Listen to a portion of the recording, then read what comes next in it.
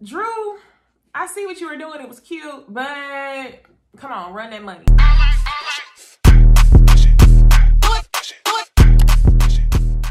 Hey y'all, it's NeceyDixon. Welcome back to my YouTube channel. If you are new here, welcome. If you are returning, y'all, welcome back. I seem a little bit more lively in this review. Why? Because we have gotten to the finale of Real Housewives of Atlanta. Like many of y'all have told me in the comments, y'all have been pretty much over this season as well. This whole season was profit. Profit was this season, if you just want me to summarize it, because honestly, I can just say that and end the video right now. Bolo and profit. Okay, this season was boring AF. It was dry AF. Cast, shake up me, please. Okay, you don't have to delete everybody, but cast, shake up. So let's go ahead and get into the episode. I believe that this is season 12 or 13, whatever season it is. It's the finale episode, maybe episode 18. I'll have it down in the description bar. Y'all know what it is because y'all clicked on the video. So let's go ahead and get into the video. Real Housewives of Atlanta. All right, so the show starts out with everybody doing their little intros. We get Kandi Burruss, and she's accepting another award for Kandi Burruss Tucker Day. Shout out to Kandi for, you know, opening up jobs and giving people different opportunities in the city of Atlanta. Well deserved. I'm surprised she already didn't have it. So shout out to Kandi for that. Cynthia and Mike. Cynthia, you definitely was looking like Team Auntie in that wig, okay? You are the queen of wigs. You always have a different look for us. That wig was not the one for me. Now we get into Portia Luther King, and she is getting the people together, you know, encouraging everybody to come out and vote. So shout out to Portia for using her voice for good, okay? Now we get into Drew and her son, and I titled this part of my notes, Old Daddy. Number one, why the F do we keep calling this man Old Daddy? You know, the first time we saw Drew call Josiah's dad, his biological dad, Old Daddy, I was trying to give her benefit of the doubt. I was like, you know, maybe she's nervous. Maybe she really doesn't know how to express it. And I definitely thought that by the way that Ralph reacted in the last episode, or the last time they talked about Josiah's father, that she would not refer to him as that again. But no, they continue to call him Old Dad together. So Josiah's dad gets the opportunity to meet him. They meet up at like some bakery cafe type thing, and they're waiting. And I'm like, okay, is this a no-show? And then he finally shows up an hour late. When he does show up, you notice he's a tall, darker skinned man, but he's wearing this short ass boxed flame shirt. You can tell he has been in jail for a long time. He's not, or prison. He's not up to date with the latest fashions, and he definitely probably was donated those clothes. So I even more wanted to know what he did to get in prison. Like, well, you probably weren't into scamming the way he was looking, because if he wasn't into scamming, he definitely would have came out, you know, kind of looking like money, because you still would have had some sort of a connection. But I wasn't getting that vibe from him. If I had to guess, what do y'all think he was doing? I'm gonna say something with illegal substances. That's what I'm gonna say. One thing I did notice was that the facial structure, like the beard and everything, was similar to Ralph. Not gonna say that he and Ralph looked alike, but Drew has a type. I definitely think that she has upgraded with Ralph. I mean, he's not into illegal activity as far as we know. So shout out to you, Drew. So he shows up, and Josiah is so uninterested in this conversation. He has no issues telling his old daddy that he's uninterested in getting to know him. His old daddy is not offended by it, and he lets him know that he loves him and that, you know, he wants to build a connection with him. And, you know, that's just kind of that on that. I just really hope that Drew can find a better name for this man. I would rather him call his old daddy by his first name, if that's how you feel. If you feel like he's no longer the boy's daddy or has never been his daddy, just call the man by his first name. I don't get it. Is anybody else bothered? Okay. So now let's go on to Kenya and the therapist. I will say Kenya got on my nerves the least this entire episode that she has the whole season. Kenya looked really pretty. She had a braided ponytail, a real cute lime green long sleeve top on, and she's meeting with her therapist. And you can tell that she definitely dropped the weight that she had at the beginning of the season. So shout out to Kenya. I'm not a Kenya hater, but I will call her out on her. So she's talking to her therapist about Mark. She discusses how Mark stayed over. He didn't ask if it was okay. He just slipped into the bed with her. And, you know, she would have just wanted him to ask. He could always stay, but he should have asked. Girl, Kenya, I don't understand what's going on. I feel like Kenya is in a marriage that is somewhat of a prolonged one-night stand, booty call turned family type situation. I feel like this need or want for a family is very one-sided. Granted, you guys, my observations are based on what I'm seeing on TV, okay? So before y'all Kenya bops go crazy, it's based on what I'm seeing on TV. We don't really see Mark. I feel like the whole thought or the whole, I guess, desire for a family only comes from Kenya, because it sounded like his whole motive was to get over there, sleep with Kenya, make her think they were good, so that way the legal proceedings would go in his favor. And even she knows that he works that way. She's still holding on, hoping that this man won't abandon her, and she's holding on to the only thing that she can, which is a marriage, a legal marriage, because y'all know ain't no relations really going on.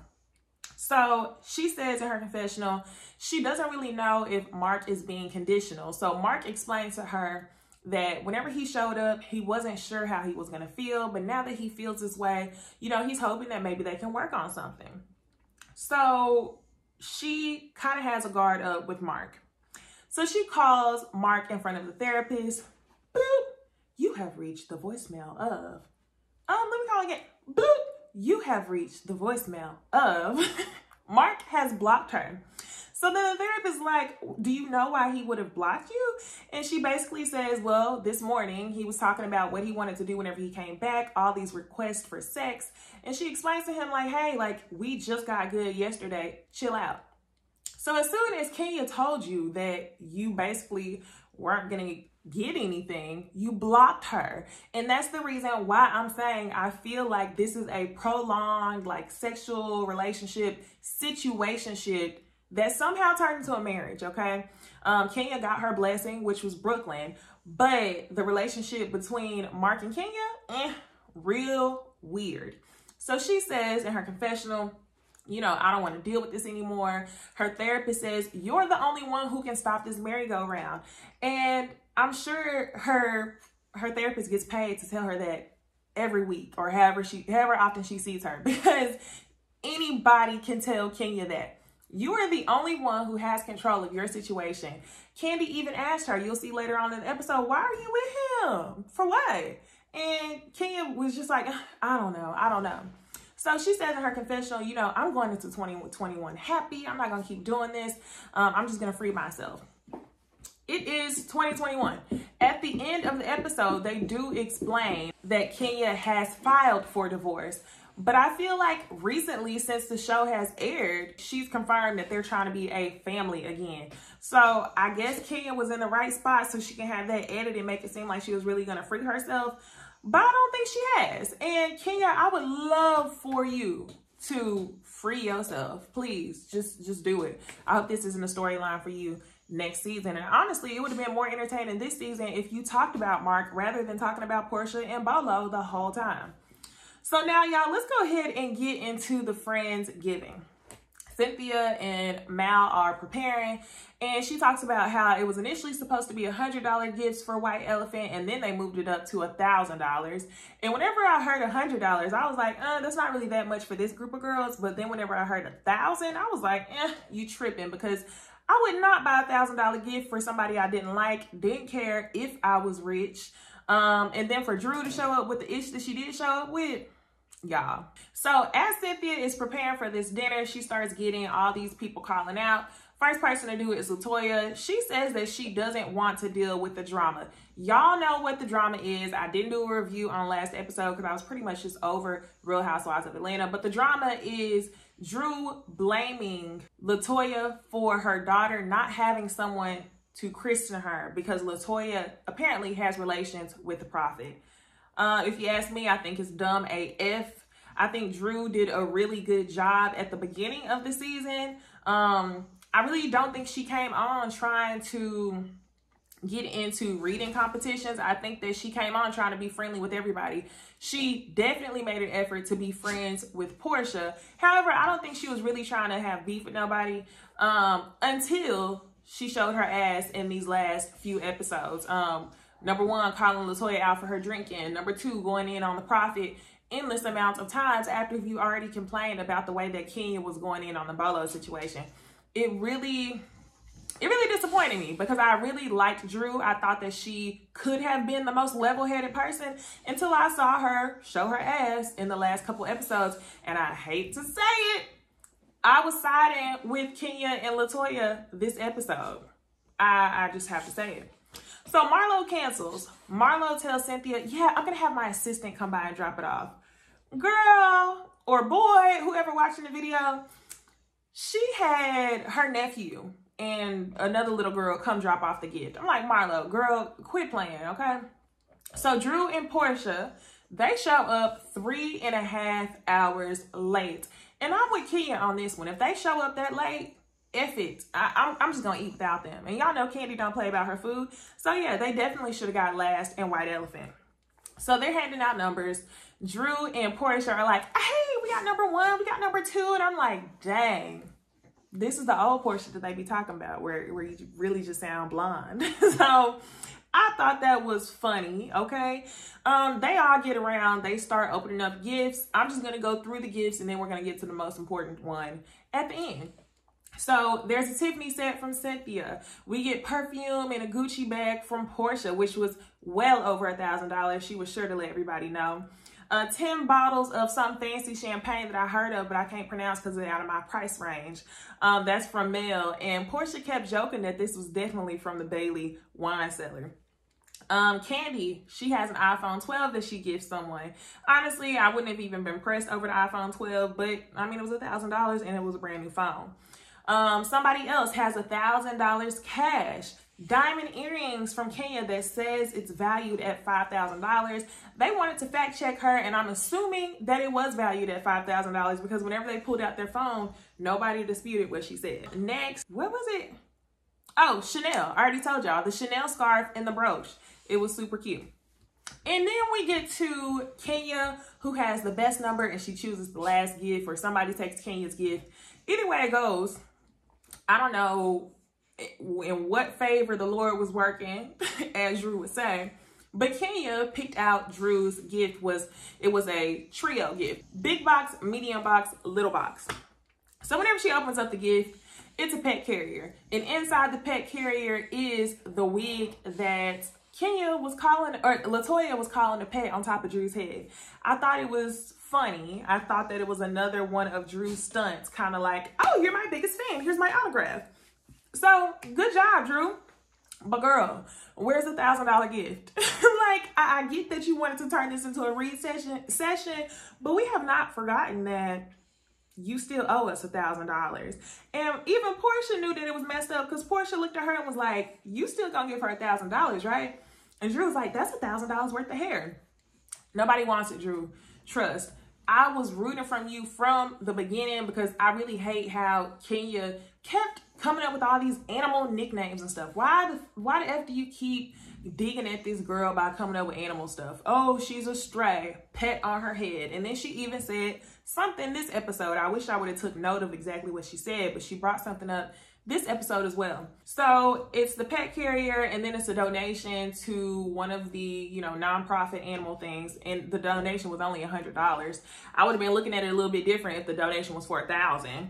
The donation was only $100. Then she had a tape recorder. The tape recorder is David, who is Drew's assistant, talking to the prophet. He admits that he likes Latoya, that he was dating, or he was married, and then started dating his current baby mother while he was married. What that has to do with Latoya, I don't effing know. I was like, Drew, you were really making yourself look crazy. You're making yourself look thirsty. You are reaching like new lengths, great lengths. You're reaching just as far as Kenya was. Well, no, that's a lie. You're reaching further than Kenya was with the Bolo situation, because at least the Bolo situation was factual. So we get the assistant. Just a second, guys. And Candy's like, who is that? It's LaToya, guys. So LaToya shows up in a cute little sequin dress. And Portia's like, oh, open up this gift. And Kenya's like, nah, let's go ahead and allow Drew to finish what she was saying. And Drew's like, okay, so she showed up just in time for her gift. And then she starts explaining how LaToya has brought so much drama into her life.